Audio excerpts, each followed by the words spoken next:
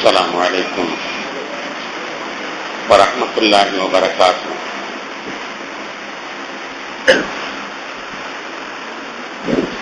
نحمده ونصلي على رسوله الكريم. أما بعد، فقد قال الله تعالى في كلامه القديم والفرقان المجيد: أعوذ بالله من الشيطان الرجيم. بسم الله الرحمن الرحيم. النبي أولى بالمؤمنين من أنفسهم وأزواجه أمهاتهم. صدق الله مولانا العلي العظيم. اللهم صل على سيدنا محمد شمس الأنبياء وبدر المرسلين وكتب الأولياء وافتخار المتقين تاج الأمة الشفيع المذنبين شفيعي يوم القيامة الله يا هادي.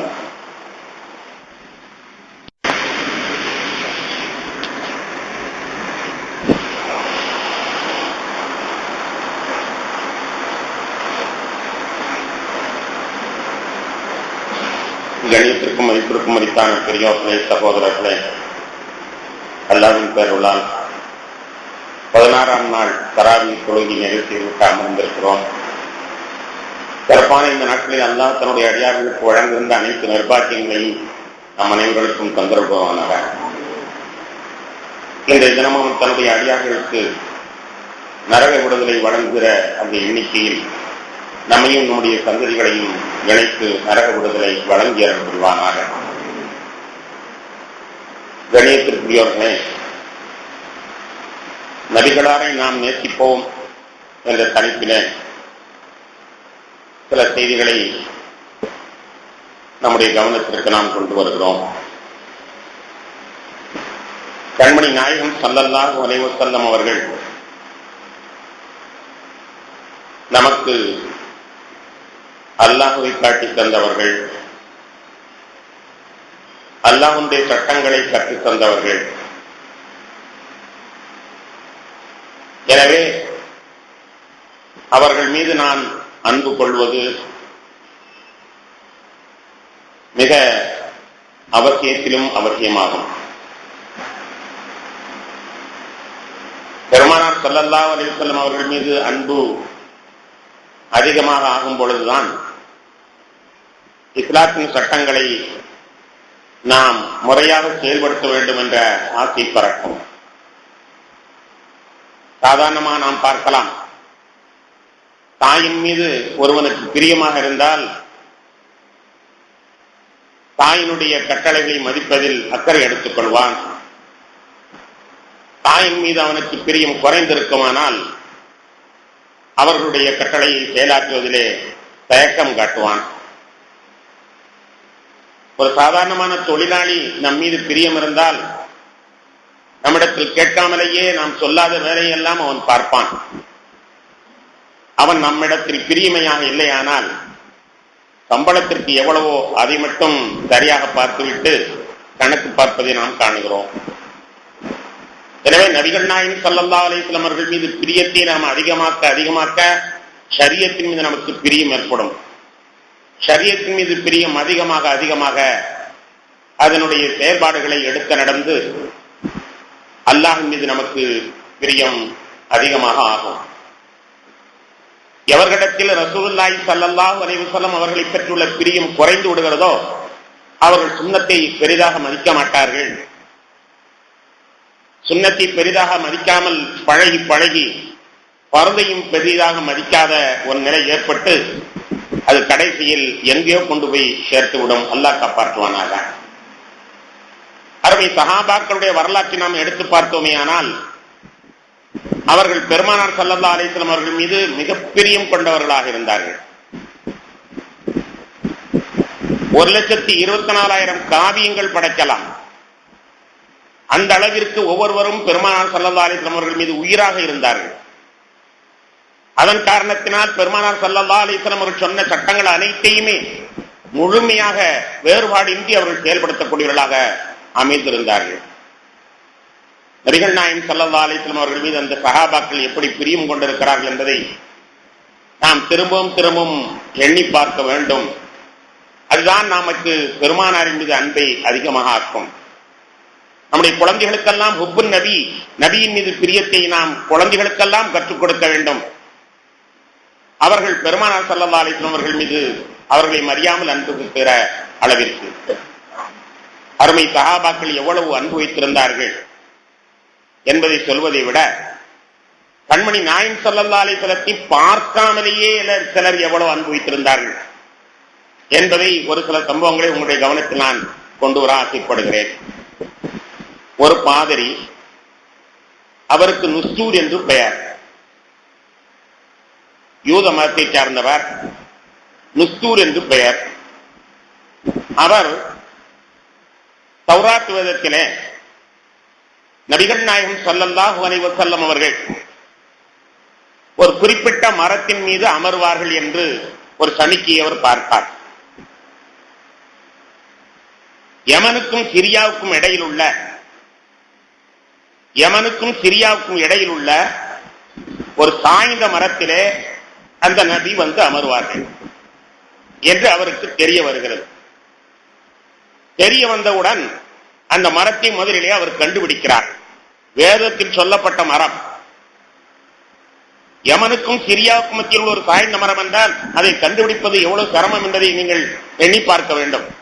சென்னைக்கும் திருநெல்வேலிக்கும் மத்தியில் ஒரு மரம் இருக்கிறது, அதிலே ஒருவர் வந்து உட்காருவார் என்பதை போன்றுதான் சென்னைக்கும் திருநெல்வேலிக்கும் மத்தியில் உள்ள ஒரு மரம் இருக்கிறது என்றால் எந்த மரத்தை கண்டுபிடிப்பது?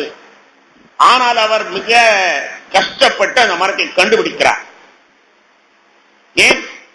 அந்த கடைசி கால நபியை நான் சந்திக்க வேண்டும், என்ன பாடுபட்டாவது, எவ்வளவு கஷ்டப்பட்டாலாவது அந்த கடைசி கால நபியை நான் பார்க்க வேண்டும் என்று அந்த மரம் முதலில் எது என்பதை கண்டுபிடிக்கிறார். கண்டுபிடித்ததற்கு பிறகு அந்த மரத்தை உற்று நோக்கிக் கொண்டே உட்கார்ந்து விடுகிறார். ஒரு நாள் அல்ல, 2 நாள் அல்ல, 1 மாதம் அல்ல, 2 மாதம் அல்ல, பல வருடங்கள் அந்த மரத்தை உற்று நோக்கிக் கொண்டே அமர்ந்திருக்கிறார். எவ்வளவு ஆசை இருக்குமானால் ஒரு மரத்தை உற்று நோக்கிக் கொண்டே நீண்ட நெடிய காலமாக அமர்ந்திருக்க முடியும். அன்பான பெருமக்களே, வரலாறு சொல்லுகிற செய்தி, இது கற்பனை அல்ல. அந்த மரத்தை உற்று நோக்கும் பொழுது அவர் என்ன எண்ணுகிறார்? நாம் உணவு உண்ணுவதற்காண்டி சென்று விட்டால், அந்த நேரத்தில் அந்த நபி வந்து சென்று விட்டால் நமக்கு பாக்கியம் இல்லாமல் போய்விடுமே. நாம் உறங்கிவிட்டால், அந்த நேரத்தில் வந்து அமர்ந்து விட்டு போய்விட்டால் நமக்கு அந்த பாக்கியம் இல்லாமல் போய்விடுமே. எனவே கண் விழித்துக் கொண்டு உணவு உண்ண செல்லாமலும் அங்கே எப்படியாவது இருப்பதை சமாளித்துக் கொண்டு அந்த மரத்தை தன்னுடைய கண்ணை விட்டு அகற்றாமலேயே தன்னுடைய அனைத்து காரியங்களையும் அவர் நடத்தி கொண்டிருக்கிறார். அந்த வழியாக போவோர் வருவோரெல்லாம் ஒரு பைத்தியம் மரத்தை வெறித்து பார்த்து கொண்டிருக்கிறது என்றுதான் கருதுவார்கள். அரபக வர்த்தகர்கள் வருடத்திற்கு 2 தடவை அந்த வழியாக கடக்கும் பொழுதெல்லாம் இங்கு ஒரு பைத்தியம் உட்கார்ந்திருக்கிறது என்றுதான் எல்லோருமே நினைப்பார்கள். அந்த பைத்தியம் யாரிடத்திலும் பேசவும் செய்யாது, வேறு எதன் மீதும் கவனத்தை திருப்பார். எப்பொழுது பார்த்தாலும் இந்த சாய்ந்த மரத்தையே உற்று நோக்கிக் கொண்டிருக்கும். ஒரு பைத்தியம் அமர்ந்திருக்கிறது என்பதாக எல்லோரும் சொல்லிக் கொண்டு செல்வார்கள். கண்மணி நாயகம் ஸல்லல்லாஹு அலைஹி வஸல்லம் அவர்களுக்கு 25 வயது. 25 வயது. பெருமானார் ஸல்லல்லாஹு அலைஹி வஸல்லம் அவர்கள் அபூ தாலிப் அவர்களுடன் சேர்ந்து வியாபார பயணத்தை மேற்கொள்கிறார்கள். கதீஜா ரலியல்லாஹு தஆலா அவர்களுடைய சரக்குகளை எடுத்துக்கொண்டு அபூ தாலிப் அவர்களோடு சேர்ந்து நபிகள் நாயகம் ஸல்லல்லாஹு அலைஹி வஸல்லம் அவர்கள் வியாபாரத்தின் நிமித்தமாக பயணமாகிறார்கள். பயணமாகிய நபிகள் நாயகம் ஸல்லல்லாஹு அலைஹி வஸல்லம் 25 வயது. பயணமாகிய நபிகள் நாயகம் ஸல்லல்லாஹு அலைஹி வஸல்லம் அவர்கள் அந்த இடத்தை கடக்கிற பொழுது அந்த மரத்திலே வந்து அமர்கிறார். மரத்திலே அமர்ந்தவுடன் இந்த பைத்தியம் உடனே கலர்ந்து எழுந்தது. எழுந்து வேகமாக சென்று அப்படியே கட்டி அணைத்து முத்தமிட்டு தன்னுடைய அன்பை எல்லாம் தெரிவித்துக் கொள்கிறது. அபூ தாலிப் பயப்படுறார். இந்த பைத்தியம் நம்ம மகனை பிடிச்சுக்கிட்டு என்ன செய்ய போதோ தெரியலையே, இந்த பைத்தியம் நம்ம மகனை இத்தனை நாளா அது மரத்தை வெறிச்சு பாட்டுக்கிட்டே இருக்கும், நம்ம மகன் அல்லவா என்னமோ செய்தி என்று அவசரமாக ஓடி வருகிறார். அபூ தாலிப் மற்றவர் ஓடி வரார். விட்டுடு எவ்வளவு விட்டுடு என்பதாக சொல்கிறார்கள். ஆனால் அந்த பாதிரியார் உங்கள் கண்ணை காட்டுங்கள், உங்களுடைய உடம்பை காட்டுங்கள் என்று ஒவ்வொன்றாக கேட்டுக் கொண்டிருக்கிறார். இவர்களுக்கு ஆச்சரியமாக போய்விட்டது. என்ன செய்யற பிள்ளைகிட்ட? இது உங்கள் பிள்ளையா? இருக்காது. இந்த பிள்ளைக்கு தந்தை இருக்க மாட்டார். இது உங்கள் பிள்ளை இல்லை, இது உங்கள் பிள்ளைக்கு இல்லை, உன் பிள்ளை இந்த பிள்ளைக்கு தந்தை இருக்க மாட்டார். அபூ தாலிப் சொன்னார்கள், ஆமாம், தந்தை இல்லை. அவருடைய தந்தை சின்ன வயதிலேயே மௌத்தாகிவிட்டார். அதுதானே இவர்கள் எங்கள் கண்மணி நாயகம் அல்லவா? இவர்களை பார்ப்பதற்காக வேண்டித்தானே இந்த மரத்தை நான் இவ்வளவு காலமாக எடுத்து நோக்கி கொண்டிருக்கேன். எத்தனை வருடமாக பார்த்திருக்கிறேன் தெரியுமா? இந்த மரத்தை எதிர்பார்த்துக் கொண்டே இருக்கிறேன். எத்தனை வருடமாக எதிர்பார்த்துக் கொண்டே இருக்கிறேன். இந்த நபியை, இந்த மனிதரை பார்க்க வேண்டும், இந்த மனிதரை பார்க்க வேண்டும், இந்த நபியை பார்க்க வேண்டும், இந்த கடைசி நபியை பார்க்க வேண்டும் என்பது. பெருமானாருக்கு 25 வயது. மக்காவில் அவர்களுக்கு நபி என்றாலும் புரியவில்லை, கடைசால நபி என்றாலும் ஒன்றும் புரியவில்லை. அபூ தாலிப் கேட்கிறார், என்னப்பா சொல்ற? ஒண்ணுமே புரியலையே. இவரை பார்க்க வேண்டும் என்பதற்காகத்தான் நான் வெறித்துக் கொண்டிருந்தேன். பைத்தியம் என்று நீங்கள் எண்ணினீர்கள், நான் பைத்தியம் அல்ல. நான் இந்த மரத்தை பார்த்துக் கொண்டே இருந்தேன், அந்த நபியை பார்ப்பதற்காகத்தான் பார்த்துக் கொண்டிருந்தேன், பைத்தியம் அல்ல. என்ன சொல்றப்பா? ஒன்னும் புரியலையே. நபி என்று சொல்கிறார், என்ன வந்து புரியவில்லை என்று சொன்ன பொழுது, இவர்தான் கடைசி கால நபி, உங்களுக்கு தெரியாது, போக போக தெரியும், இவர்தான் கடைசி கால நபி. அப்படி என்ன இவரிடத்திலே மகத்துவம் இருக்கிறது? அபூ தாலிப் கேட்கிறார். அப்படி என்ன மகத்துவம் இருக்கிறது? அபூ தாலிப் கேட்கிறார். மகத்துவமா? எத்தனையோ இருக்கிறது, ஆயிரக்கணக்காக சொல்ல முடியும். ஆனால் உங்களுக்கு புரிவதற்கு ஒன்று செய்கிறேன். நீங்கள் எல்லாம் அந்த மரத்து இழலே போய் அமருங்கள், மரத்து நிழலிலே போய் அமருங்கள் என்பதாக துஸ்தூர் பாதிரி சொல்லுகிறார். அந்த மரத்து நிழலிலே போய் அமருங்கள் என்று சொல்கிறார். எல்லோரும் போய் மரத்து நிழலிலே அமர்ந்தார்கள். மரத்துடைய நிழல் எங்கே இருக்கும்? கிழக்கே சூரியன் இருந்தால் மரத்துடைய நிழல் மேற்கே இருக்கும், மேற்கே சூரியன் இருந்தால் மரத்துடைய நிழல் கிழக்கே இருக்கும். இதுதானே நியதி. அந்த முறையில் கிழக்கே சூரியன் இருக்கிறது, நிழல் மேற்கு பக்கமாக இருக்கிறது. எல்லோரும் போய் அமர்ந்தார்கள்.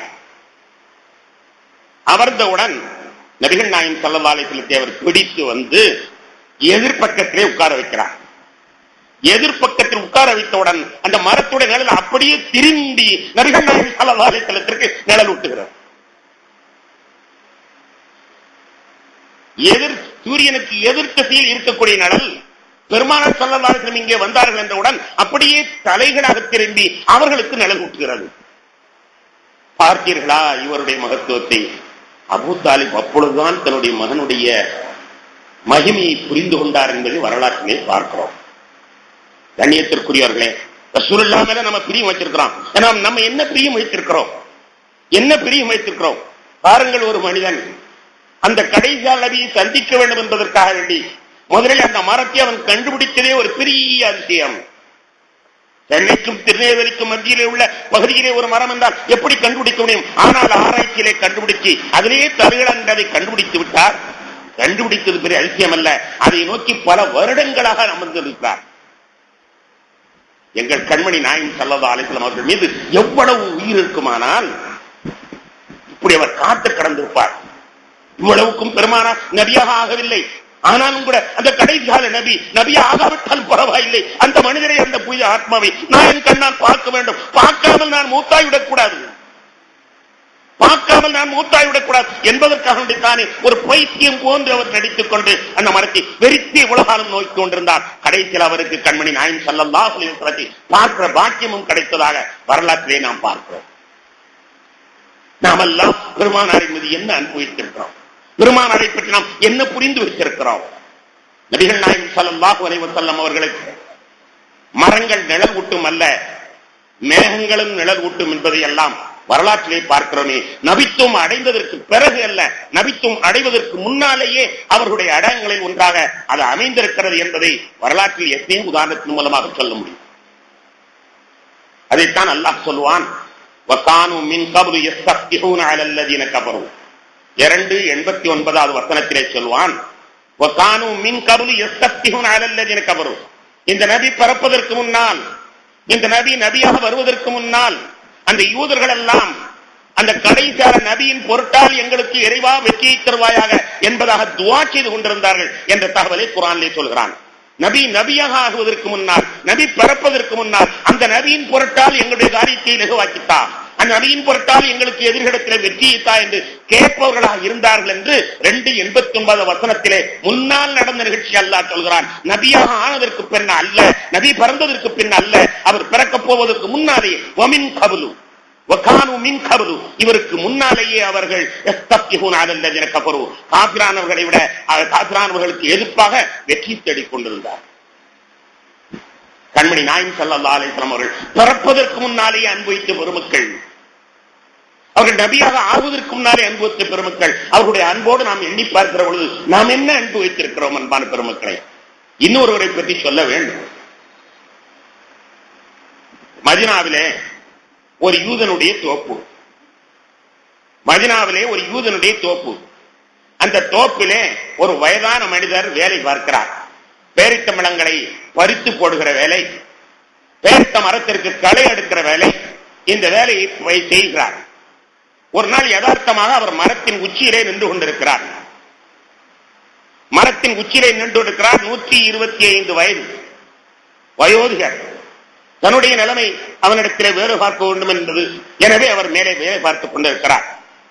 கீழே யூதனும் அந்த தோப்புக்கு சொந்தக்காரனும் இன்னும் பக்கத்து தோப்புக்காரனும் பேசுகிறாங்க. பேசுகிற பேச்சு மரத்தில் இருப்பவருக்கு காதில் விழுகிறது. என்ன பேசுகிறாங்க தெரியுமா? மக்காவிலிருந்து முகம்மது வந்திருக்கிறாராம், மக்காவிலிருந்து முகம்மது வந்திருக்கிறாராம், எல்லாரும் போய் பார்க்கிறாங்க, கூட்டம் கூட்டமாக பார்க்கிறாங்க என்ற ஒரு செய்தி. மக்காவிலிருந்து முகம்மது வந்திருக்கிறாராம், கூட்டம் கூட்டமாக பார்க்கிறாங்களா என்பதாக இந்த செய்தி கீழே பேசியவுடன் மேலே இருந்து வேலை பார்த்துக் கொண்டிருந்தவர் அப்படி கையை விட்டுட்டார். கையை விட்ட உடனே அப்படியே அந்த முட்கள் எல்லாம் அவருடைய மேனியை ரத்தகலமாக்கி கீழே பொற்றந்து விடுகிறார். யூதன் கேட்டா, உனக்கு என்ன பைத்தியமா பிடிச்சிருக்குது, உனக்கு என்ன பைத்தியமா பிடிச்சிருக்குது, உச்சி மரத்தில் இருந்து கையை விட்டுட்டு இப்படி ரத்தகலம் வந்து நிற்கிறா என்பதாக அந்த கிழவனை திட்டுகிறார். இல்லை, நீங்கள் என்னமோ பேசிக் கொண்டிருந்தீர்களே, அது என் காதில் விழுந்தது, என்னமோ பேசிக் கொண்டிருந்தீர்களே, என் காதிலே விழுந்தது. நாங்க என்ன பேசிக்கிட்டு இருந்தோம்? முகம்மது ஒருத்தர் வந்திருக்கிறாராம், மக்கள் எல்லாம் அவரை பார்த்து, அது உண்மையா? ஆமா உண்மைதான். அதுக்காக தான் என் கையை விட்டேன், அதுக்காக என் கையிட்டேன். ஏன் தெரியுமா? அந்த ஆத்மாவை தேடித்தாலும் இந்த மதீனாவுக்கே வந்த உங்களுக்கு தெரியுமா என்கதை? அந்த ஆத்மாவை தேடித்தான் இந்த மதீனாவுக்கே வந்த உங்களுக்கு தெரியுமா என்கதை? நான் ஒரு பாரசீக நாட்டை சார்ந்தவன், அரபு நாட்டை சார்ந்தவன் அல்ல, பாரசீக நாட்டை சார்ந்தவன். 18 வயதிலே எனக்கு ஆன்மீகத்திலே தொடர்பு ஏற்பட்டது. எனவே பாதர்களை நான் சந்தித்தேன். பாதர்களிடத்திலே அப்படியே அண்டி நான் ஒரு நெருப்பு வணங்கி, ஆனாலும் என்னுடைய குடும்பத்தினர்களை எல்லாம் விட்டு வந்து பாதர்களை சந்தித்து அவர்களிடத்திலேயே நான் தங்கி விடுவேன். தங்கி கொஞ்ச காலம் அவரிடத்திலே இருப்பேன். அவரிடத்திலே நல்ல தன்மை இருக்குமானால் தொடர்ந்து இருப்பேன். அவர் ஏதாவது ஏமாற்று பெறுவழியாக இருந்தால் உடனே அவரை விட்டு வேற இடத்தில் வருவேன். இப்படியே மாறி மாறி மாறி 100 வயது வரை நான் மாறி மாறி மாறி ஒவ்வொரு நாடாக ஒவ்வொரு பாதராக சென்றிருக்கிறேன். கடைசியாக ஒரு மனிதரிடத்திலே தங்கியிருந்தேன். நல்ல மனிதர். 18 வயதிலிருந்து தொடங்கிய என்னுடைய பயணம் 100 வயது வரை ஒரு ஆன்மீகத்தை தேடி பாதர்களாக மாறி மாறி துறவியாக மாறி மாறி அவரிடத்தில் கொஞ்ச நாள் இருப்பது, அவரிடத்தில் சலிப்பு தட்டும்போது வேறொருவர், அவரிடத்தில் சலிப்பு தட்டும்போது வேறொருவர், அவரிடத்தில் நன்மையை பார்க்காத பொழுது வேறொருவர் என்று இப்படியே என்னுடைய வாழ்நாள் கழிந்தது. 100 வயது ஆன பொழுது ஒரு பெரியவரிடத்திலே நான் வந்து சேர்ந்தேன். அவர் ஒரு நல்ல மனிதர். கடைசி வரை அவரிடத்திலே ஒரு தப்பு தண்டா நான் பார்க்கவில்லை. உண்மையிலேயே துறவி. அவருக்கும் முதுமை ஏற்பட்டது. முதுமை ஏற்பட்ட உடனேயே மௌத்தாகக்கூடிய நிலை வந்தார். அப்ப அவரிடத்துல நான் கேட்டேன், நீங்க மௌத்தா போறீங்களே, என்னை யார்கிட்ட காட்டுறீங்க? எங்கே என்னை போக சொல்லுகிறீர்கள்? வேறு எந்த மனிதனிடத்திலே நான் போகட்டும் என்பதாக நான் மௌத்தாகிற நேரத்தில் கேட்டேன். அப்ப அவர் சொன்னாரு, எங்க பார்த்தாலும் உத்தமம் இருக்கிற மாதிரி தெரியலப்பா, நிறைய புரட்டும் இன்னும் நடிப்பும் தான் அதிகமாக இருக்கிறது. உன்னை நான் எந்த இடத்துல அனுப்ப, யாருக்கு அனுப்ப?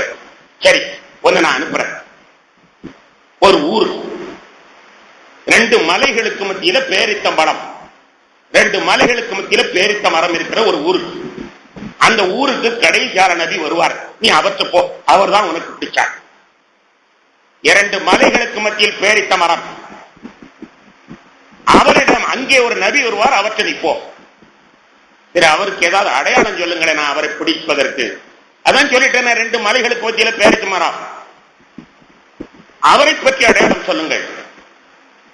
அவர் சொல்கிறார், 3 அடையாளம் சொல்கிறேன். ஒன்றாவது, அவர் ஜக்காத்தை சாப்பிட மாட்டார், அன்பளிப்பை சாப்பிடுவார். அவருடைய முதுகிலே முகமது ரசூலுல்லாஹ் என்று முத்திரை. இதுதான் அடையாளம், போ என்பதா சொல்லிவிட்டு அவர் மூத்தாகிவிட்டார். மூத்தான உடனேயே நான் அந்த உலகத்தை தேட ஆரம்பித்தேன். நான் இருந்தது பாரசீகம். 2 மலைகளுக்கு மத்தியிலே பேரித்த மரத்தோப்பு, 2 மலைகளுக்கு மத்தியிலே பேரித்த மரத்தோப்பு. இந்த ஒரு அடையாளத்தை தேட எனக்கு அந்த ஊரை பற்றி அடையாளம் தெரியாது. அது எந்த நாடு, எந்த ஊர், எதுவுமே தெரியாது. ஆனாலும் இந்த கடைசி நபியை நான் சந்திக்க வேண்டும், அந்த ஊருக்கு நான் தேட வேண்டும். எங்க இருக்குது தெரியல, எப்படியாவது நான் தேடி கண்டுபிடிக்கேன். தேட ஆரம்பிச்சேன். 2 மலைகளுக்கு மத்தியிலே பேரித்த மரம் இருக்கிற ஊர். ஒவ்வொரு நாடாக தேடி வந்தேன். கடைசியில் ஒரு வழிப்போக்கர்கள் கிடைத்தார்கள். அவரிடத்தில் கேட்டேன், நீங்க போன ஊர்கள்ல எங்கேயாவது 2 மலைகளுக்கு மத்தியில் பேரித்தம்பள தோப்பு இருக்கிற ஊர் இருக்குதா? நஹலத்துன் பைன ஜர்ரத்தைனி, வேற அடையாளமே தெரியாது. 2 மலைகளுக்கு மத்தியிலே பேரித்தம்பள தோப்பு. கொஞ்சம் எண்ணி பாருங்கள் அன்பான ஒரு பெருமக்களே. உலகத்தினுடைய வரைபடங்களில பேரித்த மரம் இருக்கும், 2 மலை இருக்கும், அதை கண்டுபிடிக்க முடியும். உலகத்தின் எந்த முறையிலே எங்க இருக்கிறது கண்டுபிடிக்க முடியுமா? ஆனால் அந்த ஆத்மா கண்டுபிடிக்கிறார். ஒவ்வொருவராக கேட்கிறார். கடைசியில ஒரு வருடத்தில் கேட்டார், வழிபோக்கரிடத்தில் கேட்டார், எந்த ஊரை காட்டி தருவீங்களா? தெரியுமா? எங்களுக்கு தெரியும். அந்த ஊரை காட்டி தர்றீங்களா? காட்டி தர்றோம். அதுக்கு நீ என்ன தருவேன்னு கேட்டாங்க. அப்ப என்கிட்ட இருக்க சொத்து சுகம் அனைத்தையும் தர்றேன். என்கிட்ட மாடு இருக்குது, ஆடு இருக்குது, பல செல்வங்கள் இருக்குது, பணம் இருக்குது, எல்லாத்தையும் தந்துடுறேன். எனக்கு அந்த ஊரை காட்டினா போதும். ஆடு கொடுக்கிறேன், மாடு கொடுக்கிறேன், பணம் கொடுக்கிறேன், எல்லாத்தையும் எடுத்துங்க, எனக்கு அந்த ஊரை மட்டும் காட்டினா போதும், நான் போயிடுறேன். சரி என்று அவர்கள் சம்மதிச்சு என்னிடமிருந்து ஆடுகளையும் மாடுகளையும் பணங்களையும் வாங்கினார்கள். வாங்கிவிட்டு என்னை கொண்டு வந்து மதீனாவிலே அடிமை என்று விட்டு சென்று விட்டார்கள். என் பணத்தை பூரா வாங்கிட்டு என்னை அடிமையா விலகுக்கு வித்துட்டு போயிட்டாங்க. அது ஒரு யூதத்தை வித்துட்டு போயிட்டாங்க. தன்னுடைய முதலாளியை பற்றி சொல்றார், நான் அடிமை அல்ல, நான் என்னுடைய பணத்தை பூரா கொடுத்து அந்த கடைசியார நபியை சந்திக்கிறதுக்காண்டித்தான் அடிமை கோலம் ஆனாலும் பரவாயில்லை, இந்த ஊருக்கு நான் வந்துட்டேன், கடைசியார நபியை நான் சந்திப்பேன், எனக்கு அந்த வாக்கியம் கிடைக்கும் அப்படிங்கிறதுக்காண்டி உங்ககிட்ட நான் அடிமை தொழில் பண்ணி வேலை செய்துகிட்டு இருக்கிறேன். இந்த நேரத்திலே நான் மரத்தில் இருக்கும் பொழுது அந்த முகமது வந்துடுறார் என்று சொல்லி கேட்டா எப்படி என்னால மரத்தை பிடிச்சிட்டு இருக்க முடியும்? என்ன கட்டுப்பாடு என்று கையை விட்டு அதனால ரத்தகலமா இருப்பேன். அதை பத்தி எனக்கு கவலை இல்லை. என் உயிர் போறதுக்கு முன்னால அந்த முகமதை பார்க்கணும், எனக்கு உடனே வெளியே காட்டு. அன்பான பெருமக்களே, ரசூலுல்லாஹ் ஒரு 5 ரூபாயை திறப்பதற்கு நான் தயாரா இல்லை. சல்லல்லாஹு ஒரு சின்ன சோத்தை திற்பதற்கு தயாரா இல்லை. ஆனா காலமெல்லாம் தன்னுடைய ஆடுகளையும் மாடுகளையும் பணங்காக்களையும் விட்டு கடைசி அடிமையாக விட்டப்பட்டு கூட பரவாயில்ல, நான் அடிமை தொழிலாவது பார்த்து இந்த வழியாவது அந்த கடைசியான நபியை பார்க்கிற பாக்கியம் கிடைக்குமே என்று 125 வயதிலே தன்னுடைய தேடலிலே அங்கே முகமது வந்திருக்கிறார் என்று சொல்லி கேள்விப்பட்ட உடனே அப்படியே ரத்தகமாய் இருக்கிறார் என்றால் அவருடைய உள்ளத்திலே எவ்வளவு ஆசை இருக்கும், எவ்வளவு அன்பு. யூதன் பார்த்தான், சரி நீ சொல்றது உண்மைதான், போய் பார்த்தான். நேரே வருகிறார். கண்மணி நாயகம் ஸல்லல்லாஹு அலைஹி வஸல்லம் தன் கையிலே கொஞ்சம் பேரித்தம்பழங்களை கொண்டு வருகிறார். பெருமானார் ஸல்லல்லாஹு அலைஹி வஸல்லம் இடத்திலே வந்து, பெரியவங்கள நான் அந்த தோப்புல வேலை செய்ய கொஞ்சம் ஜக்காத்து பழம் இருக்குது, தாங்க சாப்பிடுங்க. பெரியவங்கள ஜக்காத்து பழம் இருக்கு, கொஞ்சம் சாப்பிடுங்க என்று பெருமானார் இடத்தில் கொடுக்க உடனே நபிகள் நாயகம் ஸல்லல்லாஹு அலைஹி வஸல்லம் சந்தோஷமாக வாங்கினார்கள். வாங்கி பெருமானாரை ஒத்து பார்த்துக் கொண்டே இருக்கிறார். வாயில வைக்கிறார்களா, வாயில வைக்கிறார்களா, வாயில வைக்கிறார்களா, நாம் தேடி வந்த ஆத்மா இல்லாரா கண்டுபிடிக்கணுமே, வாயில வைக்கிறார்களா என்று வாயே பார்த்துக் கொண்டிருக்கிறார். நபிகள் நாயகம் ஸல்லல்லாஹு அலைஹி வஸல்லம் எல்லாத்துக்கும் ஆளு கொண்டு கொடுத்தார்கள். கொடுத்து விட்டு எல்லாத்தையும் முடித்து விட்டார்கள். ஒன்று கூட வாயில் வைக்கவில்லை. ஒன்னாவது அடையாளம் சத்தம் போடுகிறார். ஒன்னாவது அடையாளம் இருந்தவர்கள் எல்லாம் ஆச்சரியப்படுகிறார். ஏன் இந்த கிழமை இப்படி கட்டான்? ஒன்னாவது அடையாளம். கொஞ்ச நேரம் கழிச்சு மீண்டும் கொஞ்சம் பேரித்தம்பழத்தை வந்து கொடுக்கிறார். முகமதே, அன்பளிப்பு, இது ஒரு அடிமை உங்களுக்கு கொடுத்த அன்பளிப்பு, நீங்கள் சாப்பிடுங்க. அப்போதும் அவருடைய வாயையே பிறக்கிறார். நபிகள் நாயகம் ஸல்லல்லாஹு அலைஹி வஸல்லம் ஒவ்வொன்றாக எடுத்து கொடுத்து விட்டு கடைசியில் தான் ஒன்றை எடுத்து வாயில் வைக்கிறார்கள்.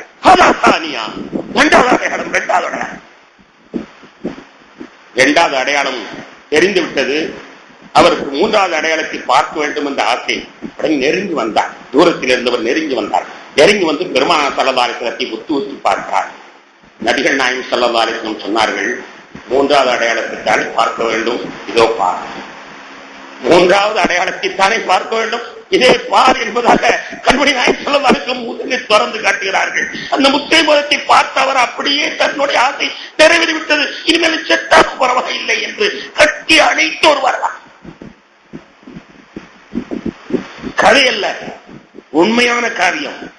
எவ்வளவு ஆசை இருக்குமானால் இப்படி ஒரு தியாகத்தை செய்திருப்பார்கள். அன்பான பெருமக்களே, கட்டி அணைத்து கண்மணி நாயகம் ஸல்லல்லாஹு அலைஹி வஸல்லம் நபிகள் நாயகம் ஸல்லல்லாஹு அலைஹி வஸல்லம் தன்னுடைய கதையனை தீர்த்து வருகிறார். 18 வயதிலே இந்த தேடலில் ஆரம்பித்தேன். ஆனால் எனக்கு 125 வயதில் தான் இப்படி தாங்கள் வர இருக்கிறீர்கள் என்ற தகவல் எனக்கு கிடைத்தது.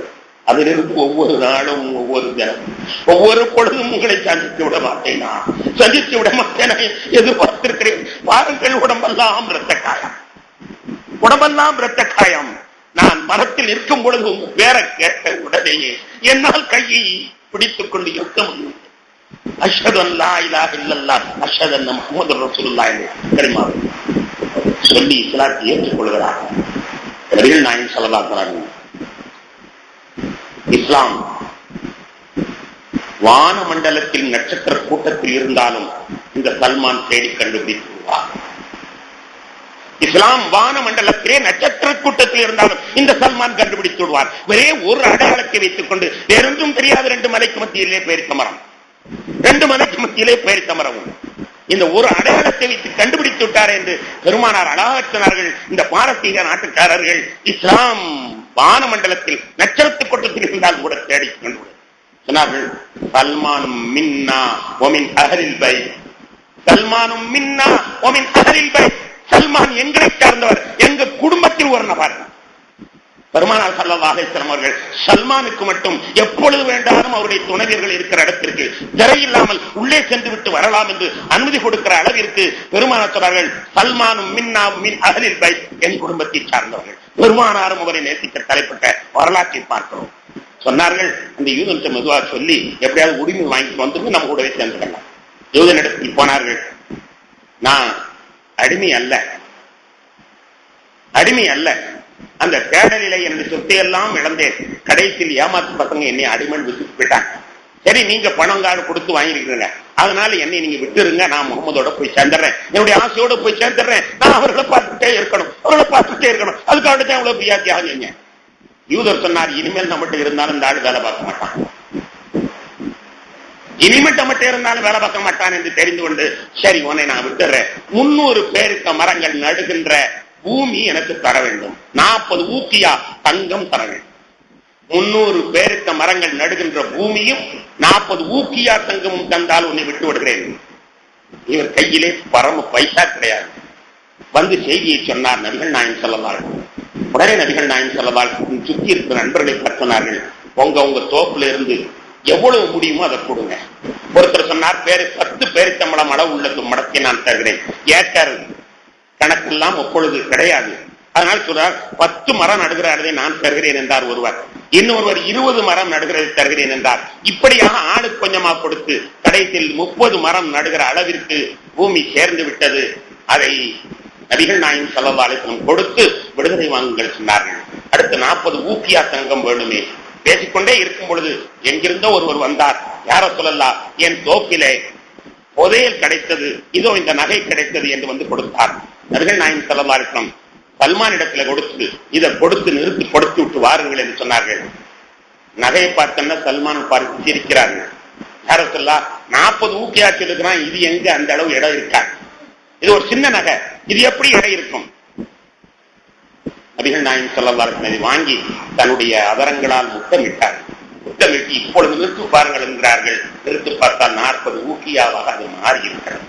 கணேசனுடைய பெருமக்களே, பெருமானார் ஸல்லல்லாஹு அலைஹி வஸல்லம் அவரத்தை தொட்டவுடன் அந்த தங்கம் இதற்கு தங்கத்தினுடைய சக்தியை அளித்துவிட்டது என்பது வரலாறு சொல்கிற செய்தி. நான் என்ன சொல்கிறேன், பெருமானார் இவ்வளவு வார்த்தை. இன்னொருவரை பற்றி சொல்ல வேண்டும்.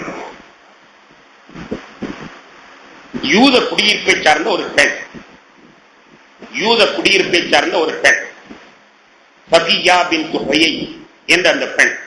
ஆனால் வயது சின்ன வயதுதான், 17. ஏற்கனவே ஒருவருக்கு வாழ்க்கைப்பட்டு அவர் இறந்ததற்கு பிறகு இன்னொருவரை வாக்கப்பட்டு கணவனும் மனைவியும் படுத்து உறங்குகிறார்கள். கினானா இப்னு அபில் ஹக்கீக், கினானா இப்னு அபில் ஹக்கீக் என்று கணவரோடு படுத்து உறங்கிக் கொண்டிருக்கிறார்கள். திடீரென்று கனவு கண்டு சொல்வார்கள், தன்னுடைய மாப்பிளை எழுப்பி, நான் ஒரு கனவு கண்டேன், சந்திரன் என் மடியில படுத்து உருள்வதாக கனவு கண்டேன், சந்திரன் என் மடியிலே படுத்து உருள்வதாக கனவு கண்டேன் என்று சொல்கிறார். மனைவி சொல்றாங்க, நான் ஒரு கனவு கண்டேன். படான் அவன் ஒரு ஏற்கனவே ஒரு அரபிக் கவிஞனும் கொஞ்சம் விவகாரமான விவரம் தெரிஞ்சாலும் படான்னு சொன்னான், மகாராணிக்கு கடைசியால நபிய கல்யாணம் ஆசை வந்துருச்சு. கனவை சொன்ன உடனேயே அந்த கணவன் சொல்லுகிறான், மகாராணிக்கு கடைசியால நபிய கல்யாணம் ஆசை வந்துருச்சு என்று அவன் கிண்டல் பண்ணினான். உடனே அந்த சஃபியா இபின்த் ஹுயை அவர்களுக்கு, ஆஹா, கடைசியால நபிய கல்யாணம் முடிக்க வேணாம், பாக்கிற வாட்சி எனக்கு கிடைக்குமா? அவர்கள் வேறு யாரும் அல்ல, ஹாரூன் அலைஹிஸ்ஸலாம் அவர்களுடைய வயிற்று பேச்சு. மூசா அலைஹிஸ்ஸலாமுடைய சகோதரர் ஹாரூன் அலைஹிஸ்ஸலாம் என்று கேள்விப்பட்டிருக்கிறோமே, ஹாரூன் அலைஹிஸ்ஸலாம் அவருடைய வழித்தோன்றல் அந்த அம்மா. ஏற்கனவே பெருமானாரை பற்றி கேள்விப்பட்டிருக்கிறார்கள். முந்திய வேதத்திலே கடைசியால நபியை பற்றியுள்ள தகவல்கள் தரப்பட்டிருந்தன. எனவே ஹாரூன் அலைஹிஸ்ஸலாம் தன்னுடைய பிள்ளைகளுக்கெல்லாம் சொல்லி இருக்கிறார்கள், கடைசியால நபி சந்திக்கிற வாய்ப்பு கிடைத்தா சந்திச்சுக்கோங்க என்பதாக சொல்லி விட்டிருக்கிறார்கள். அது ஏற்கனவே காதில் வாங்கியிருந்த அந்த அம்மாவுக்கு கடைசியால நபிய கல்யாணம் முடிப்பே என்பதாக கனவு விளக்கம் சொன்ன உடனேயே அவருக்கு சந்தோஷம் தாங்க முடியும். ஆனால் கணவன் இருக்கிறார், இருந்தாலும் நாளுக்கு நாள் ஆசை, அந்த கடைசியால நபியை கல்யாணம் பண்ணி காட்டணும், பரவாயில்ல, பார்க்கணும். என்னுடைய பாட்டனார் சொல்லி அனுப்புனாங்க, கடைசியால நபியை பார்க்கணும் பார்க்கணும் பார்க்கணும் பார்க்கணும், அந்த ஆசையிலேயே இருக்கிறார். திடீரென்று அந்த யூத குடியிருப்பு பெருமானார் ஸல்லல்லாஹு அலைஹி வஸல்லம் அவர்களுக்கு நம்பிக்கை துரோகம் செய்த காரணத்தினால் பெருமானார் போர் தொடுக்கிறார்கள். கடைசியால நபி போர் தொடுக்கிறார்கள் என்ற செய்தி கேள்விப்பட்ட உடனே இவர்களுக்கு சந்தோஷம் தாங்கவில்லை, சந்தோஷம் தாங்கவில்லை. கடைசியால நபி போர் தொடுக்கிறார்கள் என்றவுடன் தன் மக்களின் மீது போர் தொடுக்கிறார்கள் என்ற செய்தி அவர்களுக்கு இனிக்கிறது. கடைசியில் இவருடைய கணவர் கொல்லப்படுகிறார், தந்தை கொல்லப்படுகிறார், சகோதரர் கொல்லப்படுகிறார், எல்லோரும் கொல்லப்படுகிறார்கள், எல்லோரும் கொல்லப்படுகிறார்கள். உடனே இவர்கள் என்ன செய்கிறார் தெரியுமா? தன்னுடைய பூர்வீக நகைகள் அனைத்தையும் ஒன்றாக எடுத்து அணிந்து கொண்டு நல்ல புடவைகளை கட்டிக்கொண்டு கடைசியால நபியை சந்திக்கிறதுக்கு எனக்கு ஒரு சந்தர்ப்பம் கிடைத்து விட்டது, கடைசியால நபி சந்திப்பதற்கு எனக்கு சந்தர்ப்பம் கிடைத்து விட்டது என்று அழகு பூட்டிக் கொண்டு அழகு பண்ணிக் கொண்டிருக்கிறார்கள். வீட்டில் உள்ள பெண்கள் எல்லாம் தலைவிரி கோலமாக தலையில் அடித்துக் கொண்டு, என் தந்தை கொல்லப்பட்டாரே, என் மகன் கொல்லப்பட்டானே, என் சகோதரன் கொல்லப்பட்டானே என்று தலைவிரி கோலமாக அடித்து வரும் பொழுது இவர்கள் மட்டும் அழகான ஆயுதங்கள் ஆபரணங்களோடு அவர்கள் தன்னை அழகுபடுத்திக் கொண்டு கடைசியால நபியை சந்திப்பதற்கு தயாராகிறார்கள். யுத்தம் ஒரு வகையாக முடிந்தது. நபிகள் நாயகம் ஸல்லல்லாஹு அலைஹி வஸல்லம் அவர்கள் பெண்களை எல்லாம் அழைத்து வரச் சொல்கிறார்கள். யார் யாரெல்லாம் கொல்லப்பட்டார் என்ற தகவலை அறிந்து வரச் சொல்கிறார்கள். ஹஜ்ரத் பிலால் ரலியல்லாஹு தஆலா அன்ஹு அவர்கள் வீட்டில் உயிரோடு இருந்த பெண்களை எல்லாம் அழைத்துச் செல்கிறார்கள். பிலால் ரலியல்லாஹு தஆலா அழைத்து செல்கிற பொழுது மற்ற பெண்கள் எல்லாம் தலைவிரி கோலமாக அடித்துக் கொண்டும் பிறண்டு கொண்டும் அழுது கொண்டும் புலம்பிக் கொண்டும் செல்கிற பொழுது இந்த அம்மா மட்டும் மிகவும் அப்படியே கண்ணியமாக வருகிறார். ஏதோ ஒரு பெரிய அந்தியத்தை காணப்போகிற எதிர்பார்ப்பிலே ரொம்ப சந்தோஷமாக வருகிறார்கள். பிலால் ரலியல்லாஹு அவர்களை பார்த்தவுடன் பெருமானார் ஸல்லல்லாஹு அலைஹி வஸல்லம் அவர்கள் கோபம் வந்துவிட்டது. கோபத்தில் என்ன சொன்னார்கள் தெரியுமா? அனுதியத் மின்க ரஹ்மத் யா பிலால் ஹீன தமுர்ரு பி இம்ரத்தைனி அலா கத்லா அஹாலிஹிமா. பிலாலே உன் உள்ளத்தில் அல்லாஹ் ஈவு இரக்கம் இல்லாம ஆக்கிட்டானா? 2 பொம்பளைகளை அழைச்சு வர்றீங்க, அவங்க உறவினர்கள் கொல்லப்பட்ட பிணத்தின் மீதே மிதிச்சு அழைச்சு வர்றீங்களே, ஈவு இறக்கம் உமக்கு இல்லையா? அவருடைய சொந்தக்காரங்க கொத்தப்பட்டு கொல்லப்பட்டு கிடக்கிறார்கள், அவர்கள் மீதே அழைத்தவர்கள், உங்களுக்கு என்ன நெஞ்சில ஈவு இறக்கத்தை அல்லாஹ் எடுத்து விட்டாரா என்று பெருமானார் கண்டிக்கிறார்கள். ஆனால் அந்த பெண் கொஞ்சம் கூட கலங்கல். கண்மணி நாயகம் ஸல்லல்லாஹு அலைஹி வஸல்லம் பார்த்தவுடன் அப்படியே ஆண் பெண்ணாக இருக்கிற காரணத்தினால் பக்கத்தில் நெருக்காவிட்டாலும் கூட அப்படியே நபியை பார்த்து விட்டோம், கடைசியாக நபியை பார்த்து விட்டோம், இனிமேல் நம்மை வெட்டி குதறினாலும் பரவாயில்லை, நம்முடைய ஆயுளுடைய பாக்கியத்தை பெற்று விட்டோம் என்று எண்ணுகிறார்கள். என்ன செய்தாலும் பரவாயில்லை, கடைசியால நபியை பார்த்து விட்டோம். என்னுடைய பாட்டனார் ஹாரூன் அலைஹிஸ்ஸலாம் சொன்னார்கள், கடைசியால பிள்ளை பார்க்கிற பாக்கியம் என் சந்ததி கிடைக்கும் என்றார்கள். எனக்கு கிடைத்து விட்டது என்ற ஆண்ட கழிப்பதால் பூரித்து போயிருக்கிறார். நபிகள் நாயகம் ஸல்லல்லாஹு அலைஹி வஸல்லம் அவர்கள் அந்த பெண்களை எல்லாம் கைதிகளுக்கு பங்கிட்டு அடிமைகளாக கொடுக்கக்கூடிய வழக்கத்திலே சஃபியா பின்த் ஹுயை அவர்களை ஜஹியத்துல் கலபி என்பவருக்கு அவருடைய பங்கிலே கொடுத்து விடுகிறார்கள். ஜஹியத்துல் கலபிக்கு கொடுத்து விடுகிறார்கள். அந்த அம்மா அதை பற்றி கொஞ்சம் கூட கவலைப்படவில்லை. வேறொருவருடைய பங்கில் நாம் சென்று அது அவருக்கு அடிமையாக சேவம் பார்த்தாலும் எப்படியும் அந்த நபியை அடிக்கடி பார்க்கிற பாக்கியம் கிடைக்கத்தானே, கொஞ்சம் கூட மன சங்கடப்படவில்லை.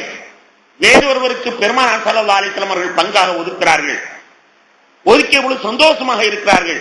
ஏனென்றால் கடைசிகார நபியை மனமுடிக்க வேண்டும், அவர்களை அன்பை பெற வேண்டும் என்பது அவர்களுக்கு நோக்கமல்ல, பார்க்கிற பாக்கியம். வேறு எப்படி இருந்தாலும் மதீனாவில் தானே நம்ம வாழ்வோம். அடிமை வேலை செய்தாவது இடையிடையிலே அந்த முகமது பார்க்கிற பாக்கியம் கிடைக்குமே, நம்முடைய பிறவி புலன் அதுதானே, அது கிடைக்கட்டும் என்பதாக ஜஹியத்துல் கலபியின் பின்னாலேயே செல்கிறார்கள் அந்த சஃபியா அம்மையார் அவர்கள். ஆனால் அல்லாஹ்வுடைய நாட்டம் வேறாக இருந்தது. சஹாபாக்கள் எல்லாம் வந்து சொன்னார்கள், யா ரசூலல்லாஹ், அந்த சஃபியா ஒரு சிற்றரசி, இளவரசி சாதாரண ஒரு வீரருக்கு மனம் முடிப்பது ஒரு மரபல்ல, நல்ல மரபல்ல. எனவே இளவரசி அரசர் மனம் முடிப்பதுதான் மரபு என்பதாக சஹாபாக்கள் ஒட்டுமொத்தமாக சொல்லவும் திரும்பவும் அந்த சஃபியா கண்மணி நாயகம் ஸல்லல்லாஹு அலைஹி வஸல்லம் இடத்திலே ஒப்படைக்கப்படுகிறார். கண்ணியத்துக்குரிய பெருமக்களே, கொஞ்சம் எண்ணி பாருங்கள், இந்த கடைசியான நபியை பார்க்க வேண்டும் என்பதற்காக வேண்டி எவ்வளவு நாளாக அந்த அம்மா தவம் இருந்திருக்கிறார்கள். அல்லாஹ் அந்த பாக்கியத்தை அவர்களுக்கு அளித்திருக்கிறார் என்றால் எவ்வளவு தன்னுடைய தந்தை கொல்லப்பட்டதையோ, சகோதரன் கொல்லப்பட்டதையோ, கணவன் கொல்லப்பட்டதையோ கொஞ்சம் கூட அவர்கள் கவலையாக எடுத்துக் கொள்ளவில்லை. ஏனென்றால் எனக்கு கடைசியான நபி, அது எனக்கு கிடைத்துவிட்டது என்று எண்ணுகிறார்கள் என்றால் எவ்வளவு அன்பு வைத்திருக்கிறார்கள் என்பதை எல்லாம் நாம் எண்ணி பார்க்கிறோம். எவ்வளவு தியாகங்களுக்கு பின்னால் அந்த அன்பு கிடைப்பதற்காண்டி என்ன தியாகம் செய்தாலும் பரவாயில்லை, என் பிறவிப்பன பார்த்தால் போதும் என்று அந்த பெருமக்கள் எல்லாம் எண்ணுகிறார்கள் என்றல்ல, அதல்லவா அன்பு, அதல்லவா. நேற்று ஒரு கதையை சொன்னேன், உங்களிடத்தில் சொன்னேன். ஒமைசா என்ற ஒரு பெண்மணி நபிகள் நாயகம் ஸல்லல்லாஹு அலைஹி வஸல்லம் வருகிறார். வந்து சொல்கிறார், யா ரசூலல்லாஹ், உங்களிடத்திலே பார்ப்பதற்கு ஒவ்வொருவரும் வருகிறார்கள். வருபவர்கள் பாலாடை கட்டிகளையும் நெய்களையும் துணிகளையும் பேரித்தம் பழங்களையும் பேரித்தம் குருத்துகளையும் தன் கையில் கிடைத்ததெல்லாம் கொடுத்து பார்க்கிறார்கள். ஆனால் என்னிடத்தில் கொடுத்து பார்ப்பதற்கு ஒன்றுமே இல்லை. ஆனாலும் உங்களிடத்தில் பெருங்கையோடு உங்களை நான் சந்திக்க விரும்பவில்லை. எங்கள் ஊருக்கு நீங்கள் வந்திருக்கிறீர்கள், கடைசாரி நபி வந்திருக்கிறீர்கள், உங்களை பார்க்கிற பாக்கியம் உங்களுக்கு கிடைத்தது, உங்களுக்கு ஏதாவது தர வேண்டும். ஆனால் என்ன செய்வது, இந்த ஏழை இடத்திலே ஒண்ணும் இல்லையே, ஆதரவற்றவரிடத்தில் ஒண்ணும் இல்லையே.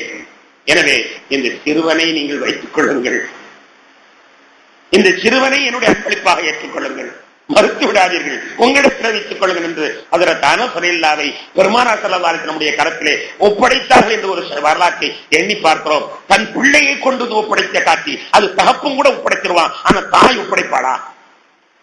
தாம் பெற்ற பிள்ளையை, தனக்கு இருக்கிற ஒரே பற்றுவல ஒரே பிள்ளைய யாராவது கொண்டு போய் கொடுப்பாங்களா? யார் கொண்டு போய் கொடுப்பார்? எண்ணி பாருங்கள். தந்தை வேண்டுமானால் கொடுக்கலாம், ஆனால் தாய் தான் பெற்றெடுத்த பிள்ளையை இதற்காக தாரை பார்ப்பார்களா? எவ்வளவு பிரியும் அன்பு இருக்குமானால் அப்படிப்பட்ட ஒரு தியாகத்தை அவர்களுக்கு செய்ய சொன்னது ஹஜ்ரத் அனஸ் ரலியல்லாஹு அவர்கள் பெருமானாரிடத்தில் ஒப்படைக்கப்பட்டார்கள் என்ற வரலாற்றை நேற்று நாம் பார்த்தோம். இப்படி ஏராளமான வரலாறு.